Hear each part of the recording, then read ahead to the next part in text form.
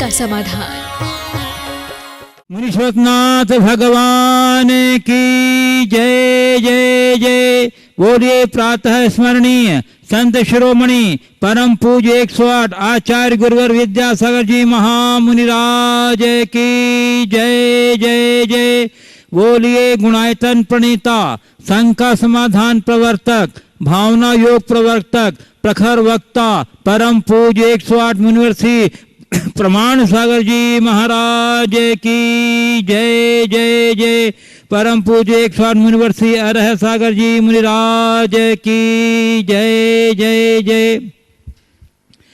प्रिय दर्शकों, पारस चैनल, जिनवाणी चैनल एवं प्रमाणिक ऐप के माध्यम से प्रसारित होने वाले आज के शंका समाधान के कार्यक्रम से जुड़े देश एवं विदेश के सभी श्रद्धालु और दर्शकों का मैं हार्दिक अभिनंदन करता हूं।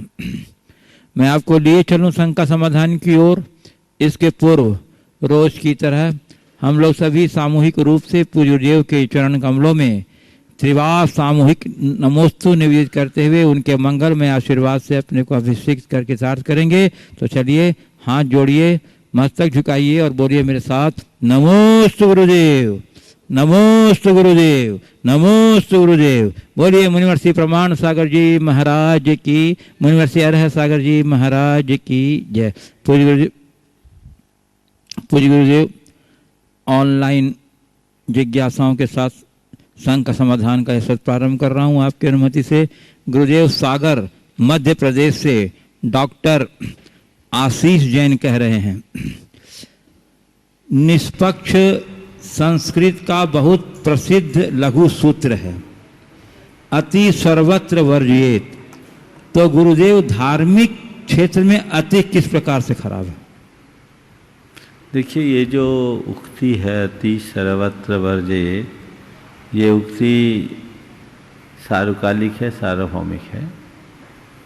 और चाहे धर्म क्षेत्र हो या कोई लौकिक क्षेत्र, हमें हर क्षेत्र में अति को छोड़ना चाहिए। आपने पूछा धार्मिक क्षेत्र में अति। धार्मिक क्षेत्र में अति जैसे कोई जरूरत से ज़्यादा धर्म की क्रियाएं करने लगे, अपने गार्हस्थ्यिक और पारिवारिक दायित्वों से विमुख हो जाए, तो वो अति उसके घर के अंतर्कलह का कारण बन सकती है। इसी तरह कोई धर्म के क्षेत्र में आगे बढ़ रहा है, जरूरत से ज़्यादा त्याग तपस्या करने लगे, अपनी शरीर की स्थिति को देखे बिना अपनी शक्ति का उल्लंघन कर ले और इतना कर ले कि बाद में कुछ करने लायक ना हो, तो ये अति है। तो हर क्षेत्र में हमें एक संतुलन बनाकर रखना चाहिए। व्रत संयम के संदर्भ में हमारे शास्त्रों में एक बहुत ही अच्छी बात लिखी है, तद्व्रत माचरितव्यम यत्र न संशय तुला मारोहति शरीर मनसी। हमें वही व्रताचरण करना चाहिए जिससे शरीर और मन पर प्रतिकूल प्रभाव न पड़े। इनको ध्यान में रख करके ही हमें चर्या करनी चाहिए, इसलिए सारी व्यवस्थाओं को देख समझकर चलना चाहिए। पूज्य गुरुदेव न्यू दिल्ली से बरखा जैन कह रही हैं, महाराज श्री, मेरी जिज्ञासा है कि श्रावक के 6 आवश्यक के पालन करने की सरल विधि क्या है? 6 आवश्यक को पालन करने की सरल विधि आपने कहा है। आवश्यकता को सरलता से पालो, अपने आप विधि सरल हो जाएगी। ये आवश्यक मेरे अवश्य कर्तव्य हैं। हाँ, समयाभाव जिनके पास है वे देव पूजा, गुरुपास्ति, स्वाध्याय, संयम, तप और दान संक्षेप रूप में कैसे करें। यदि आप नित्य पूजा कर सकते हैं, पूजा करें। पूजा नहीं कर सकते, केवल अर्घ्य चढ़ा दें, महार्घ्य चढ़ा दें, ये भी आपकी देव पूजा है। यदि ये भी आप नहीं कर सकते तो किसी मंदिर में मंदिर का निर्माण करा दें, जिन प्रतिमा विराजमान करा दें, मंदिर में कोई उपकरण दान दे दें। ये सब नित्य पूजा के अंतर्गत समाहित है। यदि आपने ऐसा किया तो आपके द्वारा देव पूजा हो रही है, ऐसा मानो। गुरुओं का स्मरण करना गुरु उपास्य है। मन में गुरु को स्मरण करना, उनको अर्घ्य चढ़ा देना, ये भी गुरु उपास्य है। गुरु निकट में हो तो हम उनका सानिध्य प्राप्त करें, यदि निकट में नहीं है, टेक्नोलॉजी के माध्यम से उनका सानिध्य मिलता है तो हम उससे पाए, नहीं है तो कम से कम प्रतिदिन गुरु का एक बार स्मरण तो जरूर करें। स्वाध्याय के लिए अगर आपके पास ज़्यादा समय नहीं है, आप नित्य प्रवचन सुनते हैं, शंका समाधान सुनते हैं, तो ये भी स्वाध्याय। या जिनवानी की कोई भी बात कुछ नहीं है तो 6 ढाल के एक ढाल का ही पाठ कर ले, 3 से 5 मिनट लगेगा, आपका स्वाध्याय भी हो गया। नियम संयम अपनी शक्ति के अनुरूप जरूर करें, जीवन को संयमित बनाएं, तप करें, जितना बन सके उतना तप करें। आप व्रत उपवास विशेष नहीं कर सकते तो आप केवल इतना कर लीजिए कि हर अष्टमी चतुर्दशी को रात्रि में 4 प्रकार के आहार का त्याग कर दीजिए। तो 2 अष्टमी 2 चतुर्दशी महीने में 4 दिन हुए, 4 दिन 12-12 घंटे के त्याग होने से 48 घंटे का त्याग हुआ, यानी महीने में 2 उपवास का तप तो आपने कर ही दिया। दान अपनी शक्ति के अनुसार कुछ न कुछ दान जरूर कीजिए। आप रोज नहीं कर सकते, अपने घर में गुल्लक रख लीजिए, वहां दान कीजिए। किसी को भी किसी भी रूप में अपने आय का एक अंश दान में निकालिए। तो ये एकदम लघुतम रूप है 6 आवश्यक को पालने का। अब आप कहना महाराज हम इसी को पकड़ लेंगे, तो ऐसा अर्थ नहीं लेना। ये मैं उनके लिए कह रहा हूं जो कुछ जरूरत से ज्यादा व्यस्त हैं। एक बात सदैव ध्यान रखना, धर्म की क्रिया करने वाले हमेशा प्रमाद से बचने का प्रयास करें। प्रमाद हमारा शत्रु है, प्रमाद से बचकर हम धर्म की क्रिया करेंगे तो परिणाम अच्छे आएंगे। और प्रमाद से बचने के लिए अंदर का उत्साह, मैं न कर पाऊं बात जुदी है, लेकिन करने की भावना तो हमेशा बनी रहे। गुरुदेव बीना से नेहा जैन पूछ रही हैं, पाठशाला शिक्षिका हैं, कि गुरुदेव मेरी जिज्ञासा है कि राजनीति सेवा है या नौकरी या परोपकार। यदि सेवा है तो वेतन और पेंशन क्यों, और यदि नौकरी है तो योग्यता और परीक्षा क्यों नहीं, और परोपकार है तो उसमें छल कपट क्यों? आज की राजनीति न सेवा रही, न नौकरी रही, न परोपकार, अब तो धंधा बन गया, इसलिए ऐसा हो रहा है। आगे बढ़िए। भोपाल से रुचि जैन कह रही हैं, गुरुदेव मैं स्वर्गीय श्री राजेश जैन की पत्नी निशा जैन भोपाल से आपके सामने अपनी जिज्ञासा रखती हूँ। इस कोरोना महामारी में मैंने अपने पति को खो देने की वजह से मेरा मन बहुत अशांत रहता है। मैं 25 दिनों से लगातार भावना योग कर रही हूँ, किंतु फिर भी मेरे मन में केवल यही बात चलती रहती है कि अगर मुझे कुछ हो गया तो मेरे बच्चों का क्या होगा। मेरा भावना योग में भी मन नहीं लग रहा है। कृपया मुझे बताएं मैं शांत कैसे रहूं, इन बुरे विचारों से कैसे खुद को दूर रखूं। देखिए, स्वाभाविक है, अल्प उम्र में जिसका पति खोएगा उसका मन अशांत और उद्वेलित तो होगा ही।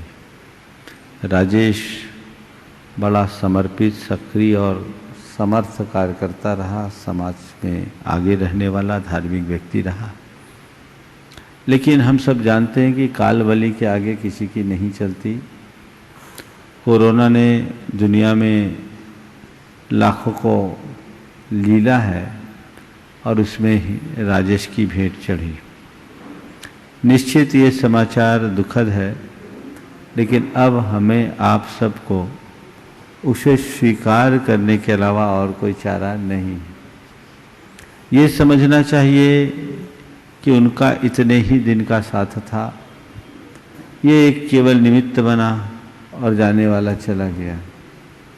हमेशा एक बात को गांठ में बांध कर रखना चाहिए, समय घाव करता है और समय ही घाव भरता है।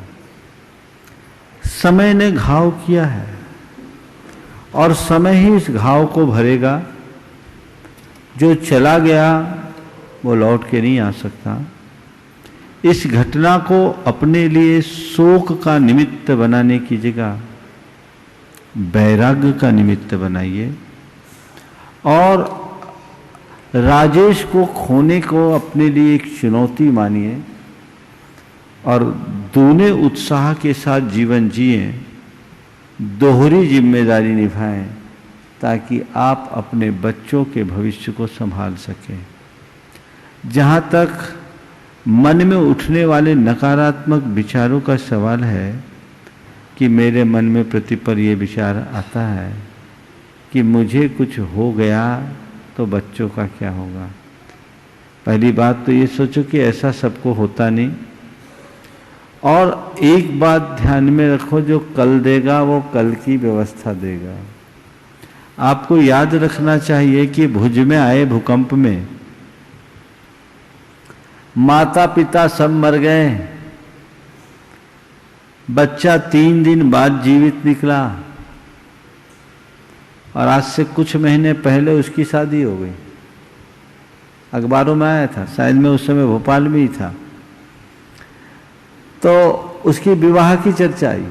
1996 की घटना, और वो आखिर उसकी भी परवरिश हुई ना।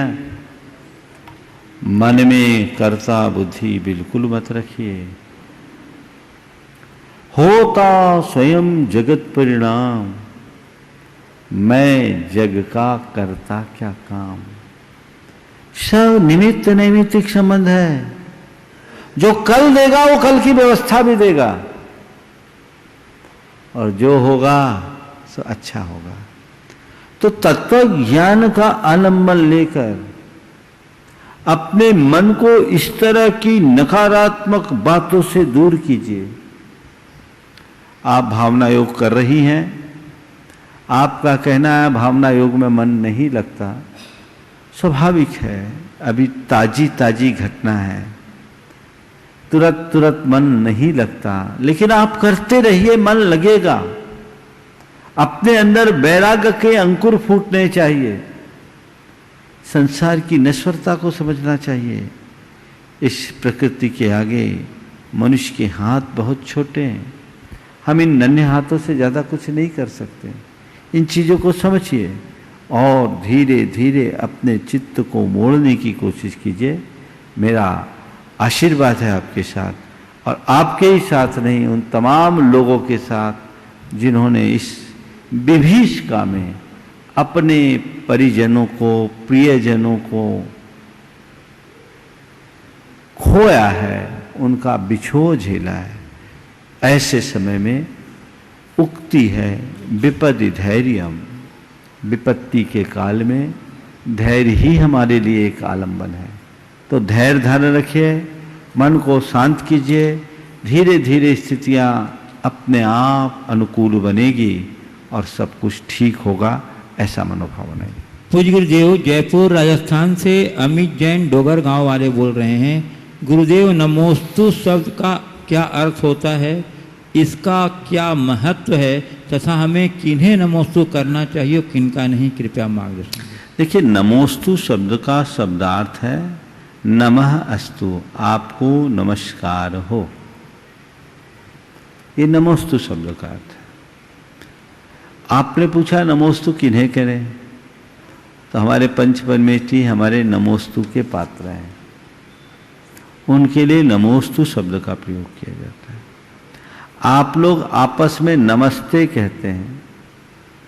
शब्द के अर्थ में नमस्ते और नमोस्तु में कोई अंतर नहीं है।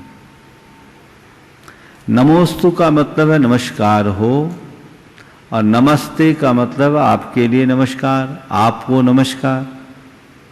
तो बात तो एक ही है। बात शब्दार्थ की दृष्टि से भले एक है, पर भाव की दृष्टि से बड़ा अंतर है। मैं आपसे पूछता हूँ, गुरु या प्रभु के आगे जब आप नमोस्तु कहते हो तब के भाव में, और अपने किसी परिचित को नमस्ते करते हो तब के भाव में क्या एक रूपता होती है? अंतर होता है। जो श्रद्धा नमोस्तु शब्द के उच्चारण में प्रकट होती है वो भाव नमस्ते में प्रकट नहीं होता। समझने के लिए बात मैं आपसे कहता हूं, हर व्यक्ति अपनी मां को मां कहता है और मां के समवयस्क मां स्त्री को भी मां शब्द से संबोधा जाता है। शब्द दोनों के लिए समान है, पर मैं आपसे पूछता हूं, जो भावानुभूति मां को मां कहते वक्त होती है, क्या वह अन्य स्त्री को मां संबोधन देने पर होती है? नहीं होती ना। तो शब्द अपनी जगह है, लेकिन शब्द के साथ हमारा जो भाव संप्रेषण है उसका बड़ा प्रभाव होता है। तो नमोस्तु नमस्कार हो, और हमारे मूल आराध्य जो पंच परमेष्टि हैं, देव शास्त्र और गुरु हैं, उनके लिए नमोस्तु शब्द का चलन है। पूज्य गुरुदेव, कटनी मध्य प्रदेश से डॉक्टर विनय जैन कह रहे हैं, गुरुदेव, a prayer done sincerely has got फिर से बोलो। हाँ, a prayer a prayer done sincerely, prayer हाँ बोलो, हम प्रेयर सुन रहे हैं। हाँ बोलिए। Prayer done sincerely has got tremendous power. हाँ, सच्चे मन से की गई प्रार्थना में बहुत शक्ति होती है। तो जैन धर्म में भक्ति, पूजा और प्रार्थना के क्या मायने हैं, कृपया समाधान। भैया, जैन धर्म में पूजा, भक्ति और प्रार्थना के मायने आप हमसे पूछ रहे हैं। जैन स्तोत्रों को पलट करके देख लो, पूजा, भक्ति और प्रार्थना का क्या असर होता है हमने देखा है। भक्तामर से ताले टूटे, एक ही भाव से कुष्ठ दूर हुआ है, विषापहार से विष दूर हुआ है, और शंभु स्तोत्र से आचार्य समंत भद्र ने चमत्कार घटित किया है। ऐसे एक नहीं, अनेक स्तोत्र है। हमारे यहाँ भक्ति को मुक्ति का आधार बताया, और पूजा और प्रार्थना को व्यक्ति के ऐहिक और आमोत्रिक यानी लौकिक और लोकोत्तर दोनों प्रकार के सुखों का आधार बताया है, और हमें दोनों प्रकार के सुख के रूप में इसे लिया है, लेना चाहिए। मैंने अनेक बार इस विषय पर प्रकाश डाला है कि पूजा प्रार्थना से हमारे अंदर की सकारात्मकता बढ़ती है। यदि हम पूजा और भक्ति करते हैं तो अपने आप को ऊर्जावान बनाते हैं। बहुत सारे लोग आज भी प्रार्थना के बल पर, पूजा भक्ति के बल पर, नमोकार के जाप या लेखन के बल पर अपने जीवन में आश्चर्यजनक परिणाम घटित किए हैं, और आज इसे विज्ञान भी स्वीकार करता है। हमारी परंपरा में तो अत्यंत पुरातन काल से ये चले आ रहे हैं। हमें इनका पालन करना चाहिए, इन पर विश्वास रखना चाहिए। ये विज्ञान मान्य प्रक्रियाएं हैं। हम अपने अंदर की सकारात्मकता को बढ़ाने के लिए और नकारात्मकता को घटाने के लिए इन सब का आलम्बन लेते हैं, लेना चाहिए। पूज्य गुरुदेव, इंदौर मध्य प्रदेश से श्री महेंद्र जैन पत्रकार कह रहे हैं, गुरुदेव, हमारे बुरे वक्त में भी एक अच्छाई होती है। ये जब भी आता है हमसे फालतू लोग विदा ले लेते हैं।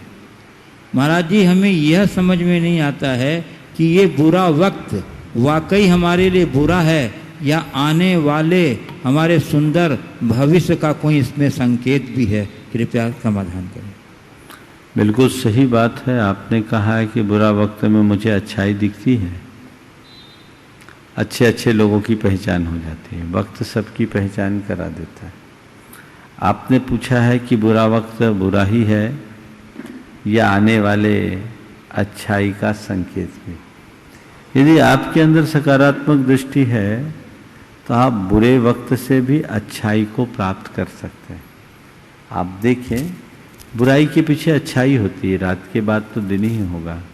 आपकी देखने की दृष्टि हो, अगर बुराई से, बुरे वक्त से आप टूट गए तो आपके लिए बुरा है। और बुरे वक्त में आपने कुछ सीख ली तो वो आपके लिए बहुत अच्छा है। पूज्य गुरुदेव, इंदौर मध्य प्रदेश से संजय गोधा ये पूछ रहे हैं गुरुदेव कि इंसान को बुढ़ापा कब आता है। ये 9 ऑप्शन दे रहे हैं। पहला ऑप्शन बाल सफ़ेद हो जाए तब, दूसरा दे रहे हैं गवर्नमेंट रिटायर कर दे तब, तीसरा दे रहे हैं बच्चे सुनना बंद कर दें तब, चौथा दे रहे हैं कमाए गए पैसे बच्चे ले लें तब, पांचवा दे रहे हैं आँख से देखना और कानों से सुनना बंद हो जाए तब, और छठा दे रहे हैं कि पति या पत्नी में से कोई एक न रहे तब, और सातवां दे रहे हैं कमाई बंद हो जाए और बच्चे घर खर्च चलाएं तब, और आठवां दे रहे हैं हाथ पांव चलना बंद हो जाए तब, और नौवां दे रहे हैं कि बच्चों के बच्चे हो जाएं तब। मुझसे पूछो तो मैं कहूँगा ये 9 भी कोई ऑप्शन नहीं है। मेरी राय में बुढ़ापा की मतलब है जीवन का उत्साह और ऊर्जा समाप्त हो जाए तब, जिजीवसा मंद पड़ने लगे तब, मन की उमंग खोने लगे तब समझ लेना बुढ़ापे के दहलीज में मैं आ गया हूँ। मैंने 80 वर्ष के नौजवान और 20 वर्ष के बुढ़े को देखा है। वस्तुतः वय से वृद्ध होना और एक उमंग से वृद्ध होना, इसमें बड़ा अंतर है। जीवन की उमंग बनी रहनी चाहिए, अंत तक ऊर्जावान बनो और आगे बढ़ने की कोशिश करो। तुम बूढ़े हो जाओ लेकिन अपने आप को बूढ़ा मत मानो, आखिरी तक चलते फिरते रहोगे, एक्टिव बने रहोगे। लोग बुढ़ापा से ग्रसित बाद में होते हैं, अपने मन को पहले बूढ़ा बना लेते हैं। तो मन को जवान रखो और जीवन को रचनात्मक दिशा दो, आगे बढ़ेंगे। पूज्य गुरुदेव, बांकानेर मध्य प्रदेश से रानी शैलेंद्र सेठी कह रही हैं, गुरुदेव जीवन में किस प्रकार से रिश्ता रखना चाहिए? दूध और पानी की तरह, तेल और पानी की तरह, या कीचड़ और कमल की तरह? तीनों प्रकार के रिश्तों की क्या हकीकत है गुरुदेव बताइए। देखिए, रिश्ता दूध और पानी, तेल और पानी और कीचड़ और कमल, थोड़ा समझिए। मैंने अनेक बार इस विषय में प्रकाश डाला है। रिश्ता का मतलब होता है संबंध, और संबंध का मतलब होता है 2 का मिलकर एक हो जाना। ये स्थिति दूध और पानी की तरह ही बन सकता है। दूध पानी को अपने में मिलाता है और पानी दूध में घुल मिल जाता है, दोनों मिलकर एक मीक हो जाते हैं। ये संबंध है जहाँ लोग एक दूसरे के लिए जिए, एक दूसरे के लिए पूरक और प्रेरक बने, एक दूसरे में घुल मिल जाए, वो संबंध अटूट होता है। आपको पता है ये दूध और पानी का संबंध है। एक बार पानी दूध के पास गया और उससे कहा, भैया तुम्हारा बड़ा मूल्य है, मुझे कोई पूछता नहीं, अगर अपने यहाँ रख लो तो मेरा भी थोड़ा मूल्य हो जाएगा। दूध ने कहा जा। पानी दूध में गया, दूध ने पानी को अपने में मिलाया और पानी भी दूध में बड़े प्रेम से घुल मिल गया। अब क्या था, हलवाई ने दूध को तपाया तो दूध ने सोचा, अरे मेरे मित्र को ये तपा रहा है, जिसको मैंने शरण दी उसकी रक्षा करना मेरा धर्म है। ये आग मेरे मित्र को जला रही है, मैं इसे बुझा के छोड़ूंगा। दूध उफन गया। दूध उफन गया। आग को बुझाने के ख्याल से दूध तेजी से उफना कि हलवाई की नजर पड़ी। उसने चुल्लू भर पानी उसमें डाला। उसने कहा, रे मेरा मित्र सलामत है। दूध ठंडा हो गया। एक बार पानी तेल के पास गया और उससे भी वही निवेदन किया कि भैया तुम्हारा बड़ा मूल्य है, हमें थोड़ी सी जगह दे दोगे तो बड़ी कृपा होगी। तेल ने अपना रुआब झाड़ते हुए कहा, तेरी औकात क्या जो मेरे पास रहे। पानी ने विनम्रता से कहा, फिर भी जगह दे दोगे तो बड़ा अच्छा होगा। पानी ने, तेल ने ऐंठ कर कहा ठीक है आजा, मेरे चरणों में रहना होगा। पानी कहा ठीक, चरणों में ही सही। पानी तेल के चरणों में गया और तेल ऐंठ के पानी के सिर पर बैठ गया। पानी तेल के चरणों में गया और तेल ऐंठ के पानी के सिर पर बैठ गया। थोड़ी देर बाद जब दिया जला, तेल ऊपर था, पानी नीचे, तेल जल गया, पानी का कुछ नहीं हुआ। समझ गए? तो दूध और पानी का है संबंध है, और तेल और पानी का है संपर्क। रिश्ता दूध और पानी की भांति होना चाहिए, संबंध मूलक होना चाहिए, तेल और पानी की भांति नहीं। वो तो संपर्क है जो हम लोक जनों से करते हैं। तेल और पानी की भांति संपर्क रखो, लेकिन अपना संबंध हमेशा दूध और पानी जैसा बनाओ। पूछा है कीचड़ और कमल जैसा। रिश्ते कभी कीचड़ और कमल जैसे नहीं होते हैं, परिणति कीचड़ में कमल जैसी होती है। तुम सबके बीच रह करके भी अंदर से अलिप्त रहो, कीचड़ में जन्म लेकर के भी उससे अलिप्त कमल की भांति खिले रहो। अपनी परिणति ऐसी रखो, लेकिन संबंध तो संबंध की ही भांति रखो। पूज्य गुरुदेव, अजमेर राजस्थान से श्रीमती मंजू राकेश पाटनी कह रही हैं, गुरुवार हम चाहे कितने भी अच्छे हों, कितना भी अच्छा काम कर लें, मगर यह बात सत्य है कि जो हमें गलत समझता है वह मरते दम तक हमें गलत ही समझेगा। गुरुवार, नज़र का ऑपरेशन तो किया जा सकता है, मगर नज़रिए का ऑपरेशन कैसे करें कि इंसान की सोच का नज़रिया बदल जाए। देखिए, हम कितना ही अच्छा करें, जो हमें गलत समझता हमें गलत समझेगा, तो जाहिर बात है, समझने दो। हम उसके नज़र और उसके नज़रिए को ठीक करने की जगह अपना नज़रिया सुधार लें कि भैया उसको जो करना है सो करो, हमें जो करना है सो हम करेंगे। एक बात ध्यान रखने की है, एक बार यदि किसी व्यक्ति के विषय में कोई धारणा बन जाती है तो उस धारणा को बदलना बड़ा कठिन होता है। लेकिन यदि व्यक्ति चाहे तो अपने व्यवहार से वापस उसे पा सकता है। गुरुदेव का एक हाइकू है, लौट आता है विश्वास अपने व्यवहार से। लौट आता है विश्वास अपने व्यवहार से। अगर मेरा व्यवहार अच्छा होगा तो धीरे धीरे खोया हुआ विश्वास लौटेगा। इसलिए सामने वाले अपना नजरिया बदले,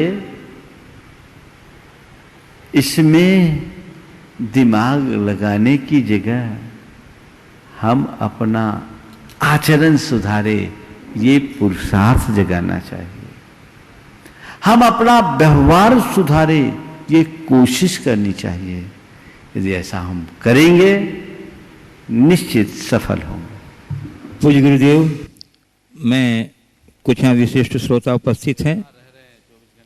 हाँ, जो 24 घंटे यहीं लॉकडाउन में रह रहे हैं, जो इस परिसर से न बाहर नहीं जा रहे हैं, और जब तक ये लॉकडाउन चलेगा वो यहीं रहेंगे सुरक्षित। इसलिए ऐसे ही सुरक्षित लोगों में से बुला रहा हूँ। सर्वप्रथम श्री संजय जैन कटनी, जो अखिल भारत जो दिगंबर जैन सोशल ग्रुप कटनी के अध्यक्ष हैं, और तब तक वो आ रहे हैं। गुरुदेव, एक प्रश्न। अलवर राजस्थान से श्री राकेश जैन एम्बिया साउंड कह रहे हैं, मेरी शंका है कि क्या मृत्यु एवं जन्म का स्थान व समय पहले से ही निर्धारित होता है? या हम अपने कर्मों के द्वारा बदल सकते हैं? देखिए, जन्म और मृत्यु तो निश्चित है, लेकिन स्थान और समय बिल्कुल अनिश्चित है। ये निर्धारित नहीं होता कि अमुक स्थान पर ही अमुक समय पर ही किसी की मृत्यु होगी।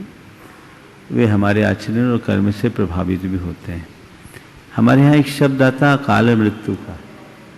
अकाल मृत्यु इस बात का परिचायक है कि यदि कोई दुर्घटना हो तो व्यक्ति की अकाल में मृत्यु होती है, और उसे अगर हमने सही तरीके से संभाल दिया तो उस अकाल मृत्यु को काफ़ी हद से टाली जा सकती है। तो जब हमने अकाल मृत्यु को टाला तो उसका स्थान भी बदल सकता है, और कोई अकाल मृत्यु से ग्रसित हो जाए तो उसकी स्थिति भी बदल सकती है। तो ये हम समझ सकते हैं कि मृत्यु के स्थान और काल दोनों निश्चित नहीं है, मृत्यु निश्चित है। श्री संजय जैन कटनी। गुरुदेव नमोस्तु नमोस्तु नमोस्तु। गुरुदेव, कुछ हमारे अजैन दोस्तों का कहना है कि सौंठ, हल्दी और आलू सब गलत हैं। आप लोग सौंठ और हल्दी तो खाते हो, आलू नहीं खाते हो, इसका समाधान कीजिए। देखिए, सौंठ हल्दी गलत है निश्चित, आलू भी गलत है। हम सौंठ हल्दी क्यों खाते हैं इसे समझिए, और आलू क्यों नहीं खाते ये समझिए, और गलत हम क्यों नहीं खाते। किसी भी जमीखंड को न खाने के पीछे का मूल कारण एक ही है कि जो भी जमीकंद होते हैं उनमें सूक्ष्म निगोदिया जीव होते अनंत। हमारे यहाँ कहा गया है कि दो तरह के जीव होते हैं। निगोद जीव एक ऐसे होते हैं जो एक दूसरे के आश्रित होते और अनंत होते हैं, सुई के नोक बराबर जगह में अनंत। तो जमी कंदों में उनकी बहुलता होती है, तो उनके सेवन से हमारे द्वारा उनके विघात की संभावना बढ़ती है, इसलिए जमीकंद नहीं खाते। सौंठ और हल्दी में एक अंतर है। अदरक जमीकंद है और गीली हल्दी जमीकंद है। वो स्वाभाविक रूप से सूख जाते हैं तो काठ बन जाती है। सौंठ एक प्रकार की काठ है, हल्दी भी एक प्रकार की काठ है, वो सूख चुकी। उसके अंदर के जीव राशि अपनी आयु पूरी करके चले गए। जैसे चौकी ये डैक्स निर्जीव है, ऐसे वो निर्जीव हो गए, इसलिए हम उनका सेवन कर सकते हैं। अब आप कहोगे कि महाराज जी जैसे हल्दी और अदरक को सुखाकर सौंठ और हल्दी के रूप में हम इस्तेमाल कर सकते हैं, तो आलू के भी चिप्स बना के सुखा के खा लें। शायद आप यही पूछने वाले हो। मैं आपसे कहता हूं, जैसे अखंड अदरक और अखंड हल्दी को सुखाकर आप सौंठ और हल्दी का प्रयोग करते हो, वैसे अखंड आलू को सुखा के बता दो नेचुरली, तो हम आपको अनुमति दे देंगे। नहीं सूखेगा ना, बस यही इनमें अंतर है। इसलिए जमी कंद को हमारे यहाँ कोई नहीं खाता, ये काष्ठ है। हल्दी और अदरक में दोष नहीं। श्रीमती कल्पना जैन कटनी। और तब तक मैं गुरुदेव हाँ। एक प्रश्न रख रहा हूँ। गुरुदेव, टीकमगढ़ मध्य प्रदेश से सदभैया परिवार की ओर से श्री अखिलेश जी जो यूनाइटेड ट्रस्टी हैं वो पूछ रहे हैं गुरुदेव कि हमारी शंका है कि भाव अपने वश में नहीं रहते हैं, हमेशा मन में उथल पुथल मची रहती है, पुराने ख्यालों से विचलित हो जाता हूँ जिससे अशांति बढ़ जाती है, इसे कैसे बस में रखें? देखिए, बात स्वाभाविक है, मन को बस में रख पाना बड़ा कठिन होता है, भावों में उथल पुथल होता है। और आपने कहा है कि पुराने ख्याल आते हैं तो इससे अशांति हो। इसे बस में रखने के लिए तो भावना योग, आप विशुद्ध भावों से भरकर नियमित भावना योग करिए और नित्य भाविए कि मैं अपनी बुरी स्मृतियों को छोड़ता हूँ और आज मुझे अच्छे तरीके से जीना है, शांत रहना है, प्रसन्न रहना है, सहज रहना है। इस तरह की बातों को जब आप दोहराएंगे, भावना योग करेंगे, तो आपके भावों का उथल पुथल कम होगा। ध्यान चिंतन हमारे भाव शुद्धि का बड़ा प्रबल निमित्त है। हो सकता है उसमें आप अपने मन को स्थिरता न दे सको, लेकिन भावना योग यदि आपने ठीक रीति से किया तो आप इन सब प्रकार की दुविधाओं से उबर जाओगे, इसमें कोई संशय नहीं। श्रीमती कल्पना जैन कटनी और उसके बाद तैयार रहेंगी श्रीमती चंद्र प्रभा जैन कटनी। महाराज जी नमोस्तु नमोस्तु नमोस्तु। महाराज जी, जैसे तपाए बिना सोना भी नहीं चमकता, काले केवले को सफ़ेद करना है तो अग्नि में डालना पड़ता है, तो वह सफ़ेद राख बन जाता है। वैसे ही काली कर्म बंद आत्मा को सफ़ेद धवल करने के लिए हमें कैसा पुरुषार्थ करना चाहिए? बस उसको भी तपाना पड़ेगा, उसमें क्या है। तपने से आत्मा कुंदन बनता है। तवसा किल विषम हंती, तप से ही हमारे अंदर की कलुषताएं दूर होती है। इसलिए त्याग और तपस्या का रास्ता हमें अंगीकार करना चाहिए। महाराज जी नमोस्तु। श्रीमती चंद्र प्रभा जैन कटनी। और तब तक गुरुदेव एक प्रश्न मैं उपस्थित कर रहा हूँ, आ रही हैं शिरोमणि संरक्षक गुणायतन श्री दिनेश जी, श्रीमती वीना जी पापड़ीवाल, USA कैलिफोर्निया, न्यूयॉर्क, पूछ रहे हैं गुरुदेव नमोस्तु पूर्वक कि वस्तु के भोगने या कुछ समय के लिए छोड़ने पर उस वस्तु के प्रति इच्छा में कमी नहीं आती, परंतु उस वस्तु का त्याग कर दिया जाए तो कभी भी इच्छा नहीं होती। ऐसा क्यों होता है गुरुदेव? यही त्याग की महिमा। बहुत अच्छा सवाल किया। वस्तु को भोगने या कुछ समय को छोड़ने के बाद उस वस्तु के प्रति लगाव कुछ न कुछ बना रहता है, पर त्याग कर देने से उसकी इच्छा समाप्त हो जाती है। ये त्याग की महिमा है। त्याग से राग घटता है। अब वस्तुतः राग का घटना ही त्याग है। तो हम जब अंतर मन से त्याग करते हैं, चीजें मन से उतर जाती है, नहीं उधर मुझे देखना ही नहीं। कोई जबरदस्ती आपसे त्याग कराए तो आपका ध्यान उधर जाएगा, लेकिन आपकी आत्मा से ये पुकार उठे कि ये चीज़ मुझे नहीं करना है, तो आप सहज रूप से त्याग करोगे और फिर आपको उधर ध्यान जाने का कोई प्रसंग ही नहीं आएगा। आप उधर अपने आप को आगे बढ़ाने में समर्थ हो जाओगे। तो इसलिए हमें हमेशा त्याग के प्रति उत्साहित होना चाहिए। एक बार त्याग हो गया तो हमारा मन अपने आप पक्का हो जाता है, संकल्प जागृत हो जाता है और हम अपने जीवन को आगे बढ़ाने में समर्थ हो जाते हैं। श्रीमती चंद्रभा जैन कटनी, उसके बाद तैयार रहेंगे श्री सुनी जैन पारसनाथ ग्राफिक्स कटनी। नमोस्तु नमोस्तु नमोस्तु। साप परिवार की ओर की नमोस्तु। हम लोग ब्राह्मण शुद्धि के प्रति जितने सजग रहते हैं उतनी सजगता अंतर शुद्धि के समय नहीं रखते। गुरुदेव अनशुद्धि के समय ब्राह्मण शुद्धि कितनी कार्यकारी होगी, इसके विपरीत अथता शुद्धि ना हो तो, परंतु ब्राह्मण शुद्धि हो तो उसका क्या महत्व रह जाएगा। गुरुदेव जीवन में दोनों प्रकार की शुद्धि हम कैसे बनाए रखें? देखिए बात सही है। अंदर की शुद्धि के लिए ही बाहर की शुद्धि की जाती है। आप लोग पूजा में एक श्लोक पढ़ते हैं,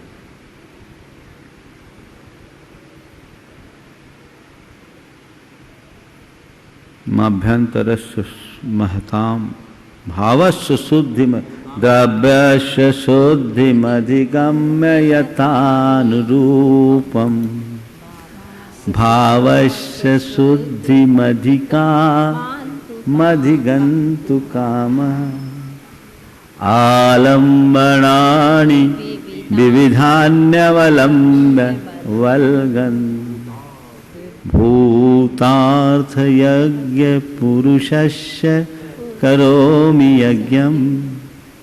आप बोलते हैं हम द्रव्य शुद्धि का आलंबन लिए हैं, किस लिए? द्रव्यस्य शुद्धिम अधिगम्य यथानुरूपम, यथानुरूप आगम के अनुरूप द्रव्य की शुद्धि का आलंबन लेकर भावस्य शुद्धिम अधिकाम अधिगंतु काम, उद्देश्य भाव की उच्च शुद्धि को प्राप्त करने का है।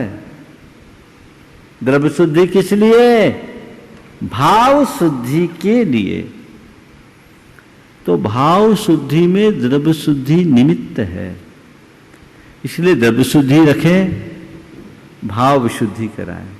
लेकिन द्रव्य शुद्धि तो कर ली और भाव शुद्धि नहीं की। मतलब बर्तन को बाहर से तो मांज दिया, अंदर से नहीं मांजा, उसमें दूध तपाओगे तो फटेगा कि बचेगा? क्या होगा? थोड़ा माइक पे तो बोलो। फटेगा। फटेगा ना। तो जिनकी द्रव्य शुद्धि है और भाव शुद्धि नहीं है, सब फटे दूध हैं। तो द्रव्य शुद्धि और उसके साथ भाव शुद्धि, भाव शुद्धि के लिए द्रव्य शुद्धि। हाँ, कुछ लोग कहते रहे भाव शुद्धि होना चाहिए, द्रव्य शुद्धि मत रखो। नहीं, द्रव्य शुद्धि का पालन करो प्रमाद रहित होकर, क्योंकि वो मेरी भाव विशुद्धि में सहायक है। एक अनुभव की बात आप लोगों से पूछता हूं।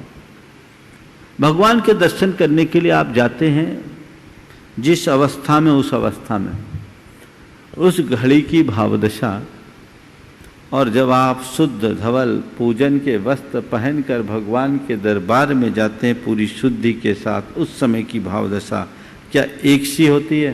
नहीं होती। किसमें विशुद्धि ज्यादा होती है? शुद्धता में। जब आप शुद्ध वस्त्र पहन के जाते हैं तब शुद्धि। तो ये सबका अनुभव है ना? हाँ। कि द्रव्य शुद्धि भाव शुद्धि की वृद्धि में कारण है ना? इसलिए द्रव्य शुद्धि को भूलना मत, भाव विशुद्धि को छोड़ना मत। भाव विशुद्धि बढ़ाते जाना और द्रव्य शुद्धि अपनाते जाना। आजकल हो रहा है भाव शुद्धि चाहिए, भाव शुद्धि, भाव शुद्धि। ऐसी शुद्धि से कोई मतलब नहीं। एक बार एक के चौके में जा रहा था, तो पहले राजस्थान वगैरह में पुराने लोगों में परंपरा थी, कलश का जल जमीन में डालते जाए, भूमि शुद्धि, भूमि शुद्धि, भूमि शुद्धि, ये मंत्र सा पढ़ते जा रहे। अब एक भाई हमारे आगे आगे हमको लेके जा रहा था, महाराज भूमि शुद्धि, भूमि शुद्धि, भूमि शुद्धि, जल डाल रहा, घास पर जीवों को रौंदते हुए चल रहा। मैं उसके चौके से लौट आया, बोला महाराज आप क्यों नाराज हो गए? मैं तो भूमि शुद्धि करते हुए जा रहा था। बोले भूमि तो शुद्ध थी, तो भूमि शुद्धि तो कर रहा था, दृष्टि शुद्धि भी तो रखता। दृष्टि शुद्धि कहां? ये जल डालने की कोई जरूरत नहीं थी यदि तू देख कर चलता होता तो भाव शुद्धि तो, द्रव्य शुद्धि तो खूब रख लो और भाव शुद्धि न रखो तो भी गड़बड़। हर भाव शुद्धि को की पैरवी करो, तरफदारी करो, द्रव्य शुद्धि न रखो तो भी गड़बड़।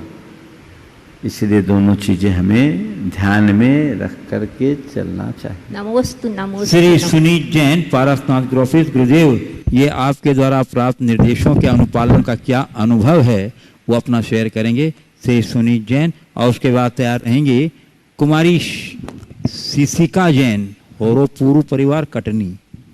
नमोस्तु गुरुदेव। गुरुदेव, अभी आपने एक क्वेश्चन के जवाब में, हाँ बोलो, फिर से बोलो। नमोस्तु गुरुदेव। अभी आपने एक क्वेश्चन के जवाब में भक्ति की प्रभाव बतलाया क्या होता है, तो मैं भी अपना एक अनुभव बतलाना चाहता हूँ। जरूर बताओ। मुझे लगभग 36-37 सालों से डायबिटीज़ भी है।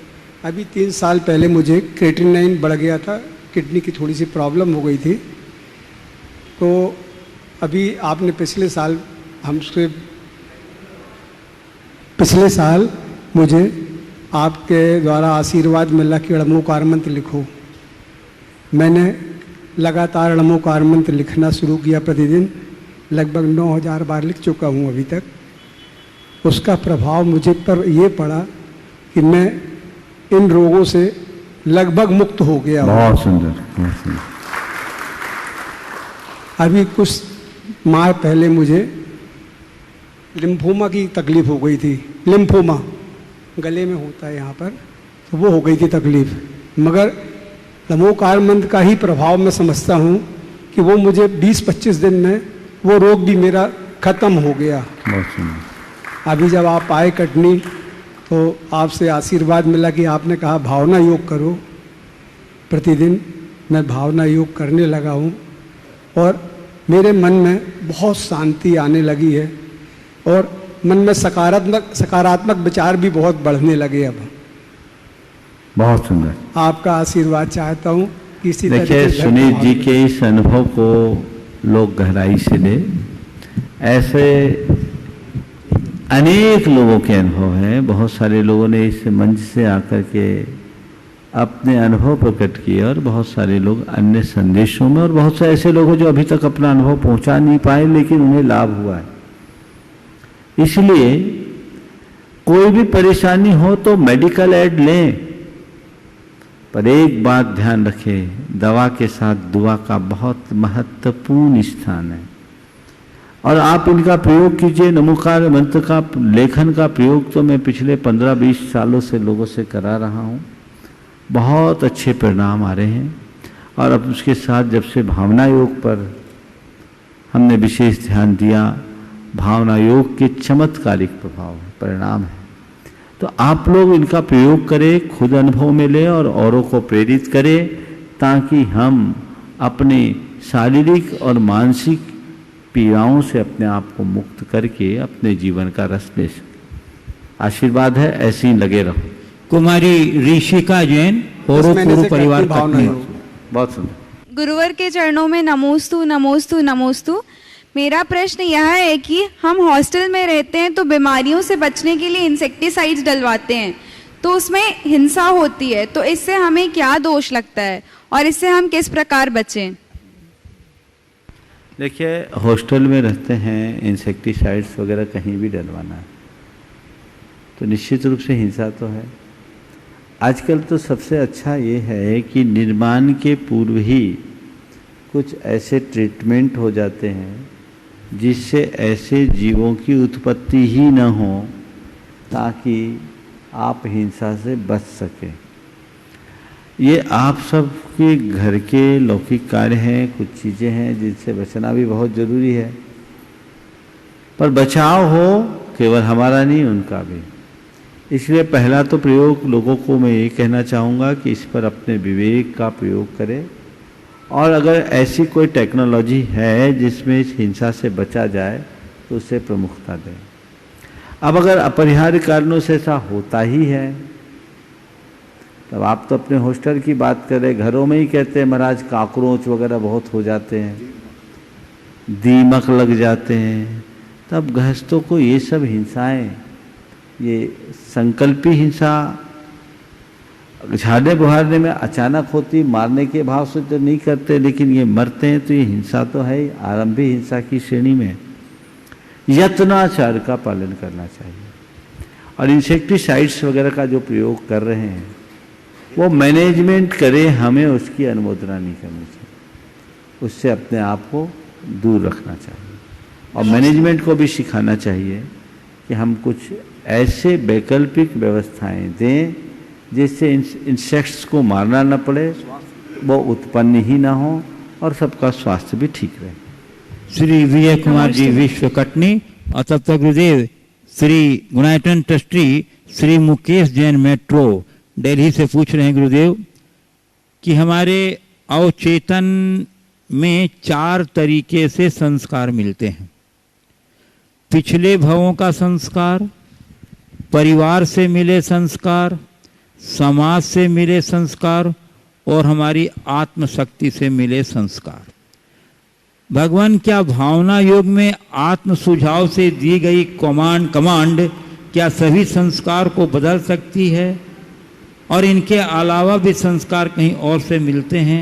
कृपया समाधान करें गुरुदेव। देखिए, विज्ञान हमारे जीवन में जो भी संस्कार पड़ते हैं हेरिडिटी को मानता है और परिवेश को मानता है। वो कर्म को तो नहीं मानता, पर हमारी संस्कृति कहती है कि पिछले जन्मों के कर्म के संस्कार हमारे जीवन में रहते हैं और हेरिडिटी में उसका अंश आता है। ये बहुलता से होते हैं, लेकिन जो हमारी अर्जित आदतें होती हैं, जो हम आसपास के वातावरण से सीखते हैं, वो हम पर प्रभावी होते हैं। लेकिन इन सब के आगे है हमारा अपना संकल्प। संकल्प में बहुत बड़ी शक्ति है और उससे हम अपने स्वभाव में निखार ला सकते हैं। समूलता बदल भले न सके, लेकिन उसमें हम उदात्तीकरण कर सकते हैं, उसमें परिष्कार ला सकते हैं। तो संकल्प हमारे स्वभाव निर्माण का एक श्रेष्ठ साधन है।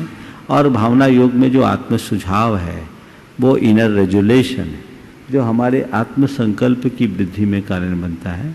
यदि हम उन्हें उत्तरोत्तर दोहराते जाएं, वे संकल्प गहरे हों, तो हम उन्हें बहुत अच्छे से उनका बड़े अच्छा प्रभाव हम पर पड़ सकता है और वो हमारे जीवन में बड़ा परिवर्तन घटित कर सकते हैं। श्री विजय कुमार जी विश्व कटनी। नमोस्तु भगवत गुरुदेव। 4 पद का एक दोहा पढ़ता हूँ, 3 पद का अर्थ तो समझ में आता है, मगर 4थे पद का अर्थ अभी गले नहीं उतरता है। दोहा है कि जन्म से लेकर मरण तक दौड़ता है आदमी, और दौड़ते ही दौड़ते दम तोड़ता है आदमी। सुबह पलना शाम अर्थी और खटिया दोपहर, जिंदगी में 3 लकड़ी तोड़ता है आदमी। 1 रोटी 2 लंगोटी 3 गज कच्ची जमी, जिंदगी में 3 चीजें जोड़ता है आदमी। इसका तो समझ में आता है, मगर कहते हैं कि है मगर विश्वास कितना आदमी को मौत पर, मौत के हाथों ही सब कुछ छोड़ता है आदमी। ये लाइन का अर्थ समझ में नहीं आया गुरुदेव। जिस दिन समझ में आएगा वहां से यहां जाओ। यही तो जीवन का यथार्थ है। सारे जिंदगी जोड़ने वाला मनुष्य एक दिन छोड़ करके जाता है। जब लोगों के मन मस्तिष्क में ये बात बैठ जाए कि हम कुछ लेके नहीं जा सकते, तो भागदौड़ ही खत्म। सारे जीवन जिसके पीछे दौड़ता है इंसान, अंत में उसे छोड़ कर जाना पड़ता है। जीवन के इस यथार्थ को पहचानो और अपनी मोहाशक्ति को मंद। नमस्ते। पूज्य गुरुदेव, रीठी जिला कटनी मध्य प्रदेश से कुमारी मयूरी जैन कह रही हैं। गुरुदेव कहते हैं हमेशा वैल्यूएबल बनो, अवेलेबल नहीं। महाराज जी, हम किसी के लाइफ में अवेलेबल तो बहुत जल्द हो जाते हैं, बट वैल्यूएबल कैसे बने? वैल्यूएबल बनो, अवेलेबल ना बनो। बहुत अच्छी बात है। हम अवेलेबल हो जाते हैं, वैल्यूएबल नहीं होते। आपने पूछा वैल्यूएबल कब बने? पहले एबल बनो तो वैल्यूएबल अपने आप हो जाओगे। एबल बनोगे तब ना वैल्यू बढ़ेगी। अब वैल्यूएबल तो बनना चाहते हैं, एबिलिटी तो है नहीं। अपने आप की योग्यता और प्रतिभा को निखारो, अपना गुणात्मक विकास करो, तुम्हारा मूल्य और महत्व अपने आप बढ़ जाएगा। आज लोग महत्ता पाने की इच्छा करते हैं, महान बनने का पुरुषार्थ नहीं करते हैं। मैं कहता हूं महान बनने का पुरुषार्थ करो, महत्ता पाने का नहीं। महान बनने का पुरुषार्थ करोगे तो महत्ता अपने आप मिलेगी। तो आपसे मैं कह रहा हूं एबल बनो, वैल्यूएबल अपने आप हो जाओगे। समझ गए? और आप अवेलेबल हो या ना हो, एबल होना चाहिए। और जो अवेलेबल है उसकी वैल्यूएबल नहीं, वो वैल्यूएबल नहीं है, ऐसी बात भी मत समझना। अगर व्यक्ति के अंदर एबिलिटी है तो वो अपने आप वैल्यूएबल होता है। तो हमें चाहिए हम अपनी योग्यता का विकास करें, योग्यता का निखार करें और जीवन को आगे बढ़ाएं। पूज्य ओम। कल जैसा आप सबको बताया गया था कि यहाँ पर लॉकडाउन कर दिया गया। कुछ जगह से खबरें आ गई, क्या बात है कटनी में स्थिति भयावह हो गई है क्या? ऐसा निर्णय क्यों लिया गया? ऐसा कुछ नहीं है। कटनी अभी देश के और प्रदेश के अन्य शहरों की अपेक्षा काफ़ी सुरक्षित है, पर चूंकि लोगों का आवागमन होता है तो एहतियाती दृष्टि से ये निर्णय लिया गया। यहाँ की समिति ने चर्चा की मैंने कहा ऐसा ही करना ज़्यादा उचित होगा, क्योंकि संक्रमण दिनों दिन फैल रहा है और यहाँ पर्याप्त जगह है। जो लोग हैं यहाँ बड़ा आनंद ले रहे हैं, पूरा आनंद घर बार छोड़कर यहाँ रह रहे हैं, परिवार सहित रह रहे हैं और लाइन लग रही है। मैं तो कटनी वालों के अनुराग की क्या कहूँ, अगर मौका मिल जाए तो पूरा कटनी आके यहाँ बसने को तैयार है, ऐसी भावना। और प्रायः ऐसे मौक़ों पर परिवार के रिटायर्ड लोग ही आते हैं, पर यहाँ देख रहा हूँ बड़े बुजुर्गों से ज़्यादा तो बच्चे और नौजवान हैं, युवतियाँ हैं। ये बहुत अच्छे लक्षण हैं, वे सब लाभ ले रहे हैं। और मैं तो ये कहूँगा, ये अपने जीवन का तुम लोगों के लिए स्वर्णिम अवसर है, भरपूर लाभ लो, चर्या और क्रिया में अपनी सहभागिता लो ही, और सारे कार्यक्रमों का पूर्ण मजा आप सब लें।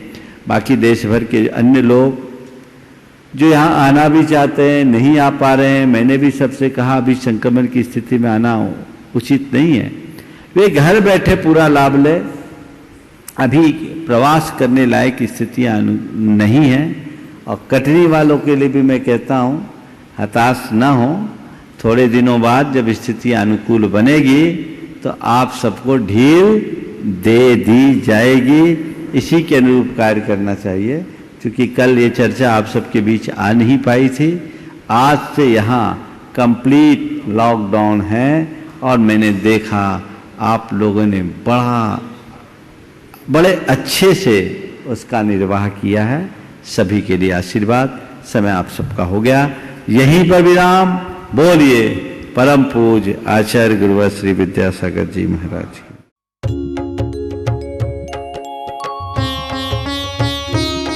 शक का समाधान।